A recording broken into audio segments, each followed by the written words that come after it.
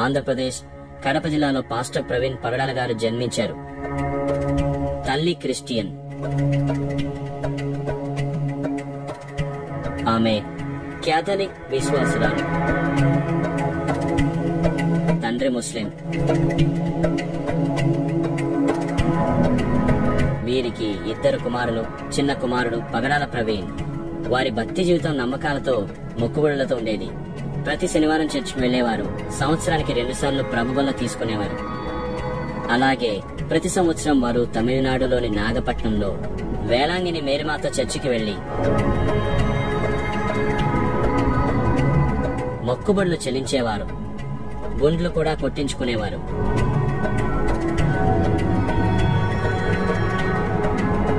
అలాగే ప్రవీణ్ గారి తండ్రి ముస్లిం కాబట్టి అప్పుడప్పుడు మసీదుకు కూడా వెళ్లేవారు. కానీ ఆ విశ్వాసంలో వారు పెరగలేదు. అప్పుడు ప్రవీణ్ గారికి 15 సంవత్సరాలు. అందరూ ఎలా అయితే గొడవలు పడుతూ పక్కదారి పడతారో, ప్రవీణ్ గారు కూడా గొడవలు పడడం, కొట్టడం ఇలాంటివి జరిగేవి.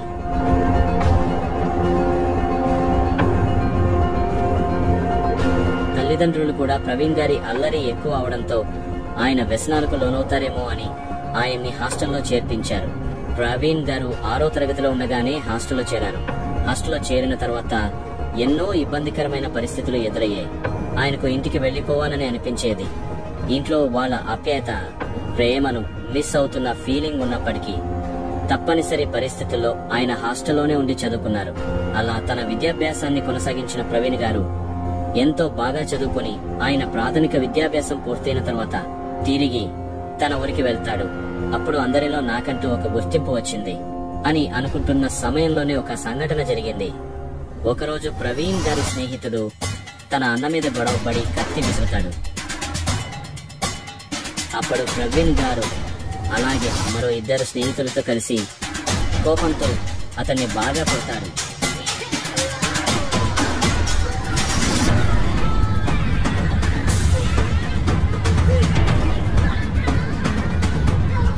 కొట్టి చచ్చిపోయాడు అనుకుని పొదల్లో పడేసి వెళ్లిపోతారు. కానీ ఆ కుర్రాడు చనిపోలేదు. మరుసటి రోజు ఆ కుర్రాడి తల్లిదండ్రులు ప్రవీణ్ గారిపై పోలీస్ కేసు పెట్టాలని అనుకుంటారు. అయితే ప్రవీణ్ గారి మామయ్య భార్య వాళ్ల అక్క ఆ సమయంలో సిఐగా ఉన్నారు. ఆమె సహాయంతో ఆ గొడవ కేసు అవ్వకుండా ఇరువురు మాట్లాడుకుని రాజీ పడతారు. ఆ తర్వాత కొన్ని రోజులకి ప్రవీణ్ గారికి ఇక ఆ ఊరిలో ఉండకూడదు, వెళ్లిపోవాలి అని ఒక బలమైన వాయిస్ ఆయన మనసుకు వినబడుతోంది. 1996లో హైదరాబాద్ కి ప్రయాణం అవుతారు. ఒక ప్రాంతంలో హాస్టల్లో ఉంటారు. ఒకరోజు తన ఫ్రెండ్ ఒక యూత్ మీటింగ్ కి పిలుస్తాడు. కానీ ప్రవీణ్ గారు వెళ్ళకూడదు అని అనుకుంటాడు. కానీ ఫ్రెండ్షిప్ కారణంగా బలవంతంగా వెళ్తారు. కానీ కాథలిక్ కానీ క్రిస్టియన్స్ మీటింగ్స్ లో వారి విధానాలు ప్రవీణ్ గారికి నచ్చేవి కావు. కానీ వెళ్ళక తప్పలేదు. ఆ మీటింగ్ లో నీవు ఈ ప్రపంచానికి వెలుగవబోతున్నావు అని ఒక వక్త మాట్లాడారు. అది విన్న తర్వాత ప్రవీణ్ గారిలో ఒక ఆలోచన మొదలైంది.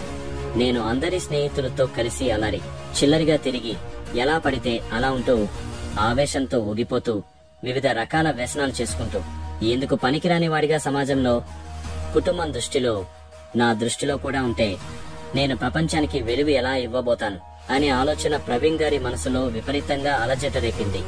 ఆ ఆలోచనలోనే నిరంతరం ఆయన బ్రతికేవారు. ఇలా హైదరాబాద్ లో కొంతకాలం ఉండి అక్కడే డిగ్రీ పూర్తి చేశారు. తర్వాత MBA చదవాలని అనుకున్నాడు. క్యాట్ ఎంట్రన్స్ ఎగ్జామ్ రాయాలి.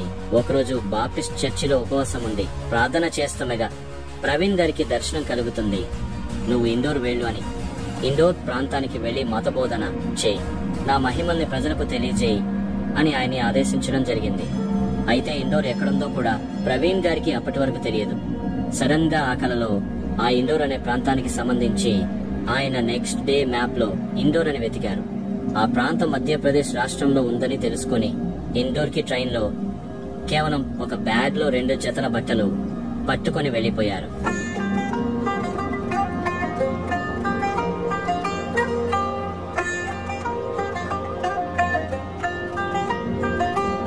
వెళ్లిన తర్వాత అక్కడ తెలిసిన వాళ్ళు ఎవరూ లేరు. ఏం చేయాలో తెలియదు. హిందీ కూడా రాదు. అంతో ఏం చేయాలనే ఆలోచనలోనే 2-3 రోజుల పాటు రైల్వే స్టేషన్ లోనే ఉండిపోయారు.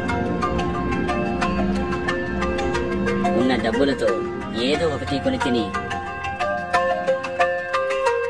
రాత్రులు కూడా అక్కడే పడుకున్నారు.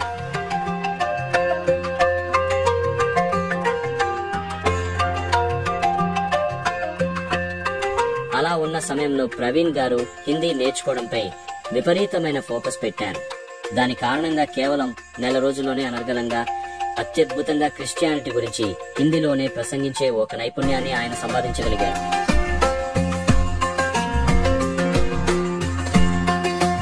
హిందీలో అనర్గళంగా ఉపన్యాసం చేయడం, యేసు మహిమల్ని అత్యద్భుతంగా చెప్పడం చూసి ఎంతో మంది ఆయన మాటలకి మంత్ర ముగ్ధులవుతారు. హిందీలో అంత బాగా ప్రసంగించడం అక్కడి వాళ్ళు చూసి ఆయన హిందీ వ్యక్తి అనుకున్నారు. ఇతడు తెలుగు వ్యక్తి అని ఎవరు కూడా కనిపెట్టలేని స్థాయిలో ఆయన హిందీలో ప్రసంగం అత్యద్భుతంగా చేసేవాడు. తరువాత టీవీల వాళ్ళు కూడా ఆయన ప్రసంగాలను ప్రసారం చేసేవారు. ఇండోర్ లో ప్రవీణ్ గారికి ఒక మంచి గుర్తింపు వచ్చింది. అక్కడ ఇండోర్ లో ఒక పాస్టర్ ఉన్నాడు. ఆయనకి ఒక కూతురు కూడా ఉంది. ఆమె పేరు జెస్సికా. అయితే ఆ పాస్టర్ ప్రవీణ్ గారిని చూస్తాడు. ఆ పాస్టర్ కి ప్రవీణ్ గారి ప్రసంగం నచ్చుతుంది. తర్వాత ఆ పాస్టర్ ప్రవీణ్ గారిని కలుస్తాడు. అతనితో మాట్లాడతాడు. వివరాలు అడిగి ప్రవీణ్ గారిని తన ఇంటికి ఆహ్వానిస్తాడు. తనతో పాటు ఉండమని చెప్తాడు. ఆ పాస్టర్ ప్రవీణ్ గారిలో ఉన్న ప్రతిభను గమనించి, అనర్గళమైన వాగ్దాటిని గమనించి, ఈ యువకుడు ఎలాగైనా యేసు గురించి, ఆయన గొప్పతనం గురించి ప్రపంచానికి చాటి చెప్పే అద్భుత వక్త అవుతాడు అని గ్రహిస్తాడు. అప్పుడు ప్రవీణ్ గారి వయసు 20 సంవత్సరాలు. యేసుక్రీస్తు ఆరాధనలోనే తన జీవితాన్ని గడుపుతున్న ప్రవీణ్ గారిని తమ అల్లునిగా చేసుకోవాలని పాస్టర్ భావిస్తాడు. అలాగే ప్రవీణ్ గారిని కూడా పాస్టర్ కుమార్తెని ఇష్టపడతాడు. పాస్టర్ కుమార్తె కూడా ప్రవీణ్ ఇష్టపడుతుంది. ఇద్దరు ఒకరికొకరు బాగా నచ్చడంతో వారి ఇష్టాన్ని గుర్తించి గౌరవించి ఆ పాస్టర్ ప్రవీణ్ గారి వాళ్ళ తల్లిదండ్రులతో మాట్లాడతాడు. పాస్టర్ తన కూతుర్ని జెస్సికా ప్రవీణ్ గారికి ఇచ్చి వివాహాన్ని జరిపిస్తాడు. వివాహం తర్వాత కొన్ని రోజులకు ప్రవీణ్ మరియు జెస్సికా దంపతులకు ఒక కుమార్తె జన్మిస్తుంది. కొంతకాలానికి ప్రవీణ్ గారి కూతురికి 5 సంవత్సరాలు. ఆ పాప విపరీతమైన అనారోగ్య సమస్యల కారణంగా ఆమె బ్రతుకుతుందా లేదా అనే పరిస్థితి కూడా ప్రవీణ్ గారికి వచ్చింది. దాంతో ప్రవీణ్ విపరీతమైన వేదనకు గురయ్యారు. దేవుడి సేవలో ఇంతగా తలుస్తున్న నాకు ఈ కష్టాలేంటి, నా కుమార్తెకి ఈ అనారోగ్య సమస్యలు ఏంటి అని ఆ దేవుడితోనే ఆయన తనలో తాను మాట్లాడుతూ దేవునితో గొడవపడిన సందర్భాలు కూడా ఎన్నో ఉన్నాయి. కొన్ని రోజులకు దేవుని దయ వల్ల ప్రవీణ్ గారి కూతురుకి స్వస్థత కలుగుతుంది, ఆరోగ్యంగా ఉంటుంది.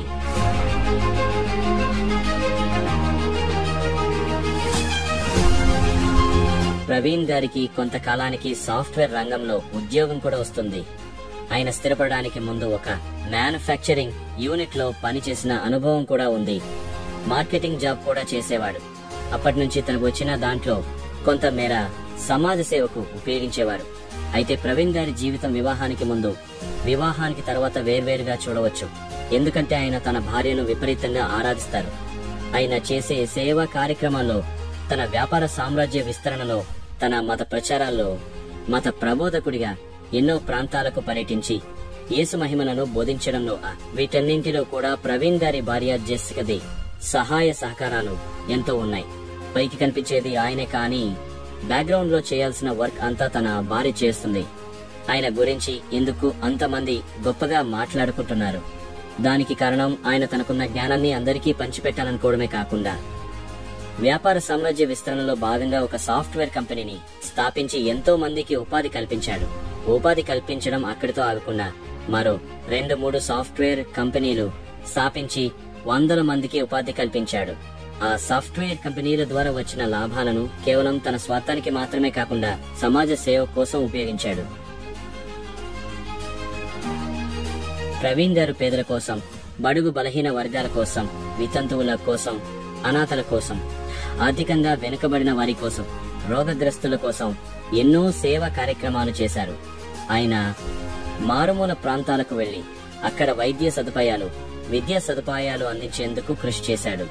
ఆయన అనాథల కోసం అనాథాశ్రమాలు, వృద్ధుల కోసం వృద్ధాశ్రమాలు కట్టించి వారి సేవలో నిమగ్నమయ్యారు. ప్రవీణ్ గారు కేవలం తన పిల్లలే కాకుండా ఎంతో మంది నిరుపేద యువతను తల్లిదండ్రులు లేని అనాథలను తన కుటుంబంతో సమానంగా చూసుకున్నాడు.